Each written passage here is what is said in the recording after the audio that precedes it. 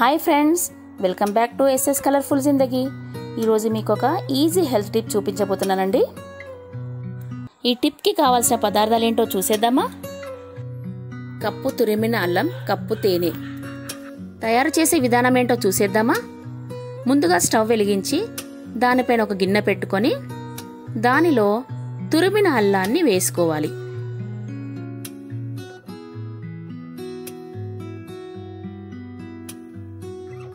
ఈ అల్లం తురుములోని నీరు పోయే వరకు వేయించుకోవాలి.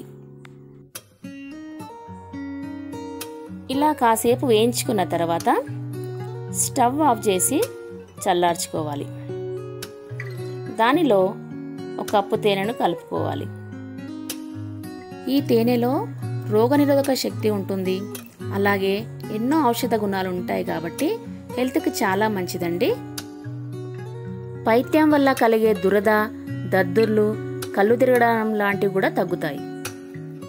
ఇలా తయారు చేసుకున్న రెమెడీని డైలీ హాఫ్ టేబుల్ స్పూన్ ఉదయాన్నే సేవించండి. ఈ మిశ్రమాన్ని గాజు సీసాలో మాత్రమే నిల్వ ఉంచుకోవాలి. ఇది దాదాపు 2 నెలల వరకు పాడవకుండా ఉంటుంది. ఈ వీడియో మీకు నచ్చితే లైక్ చేయండి, సబ్స్క్రైబ్ చేయండి, మీ ఫ్రెండ్స్కి షేర్ చేయండి.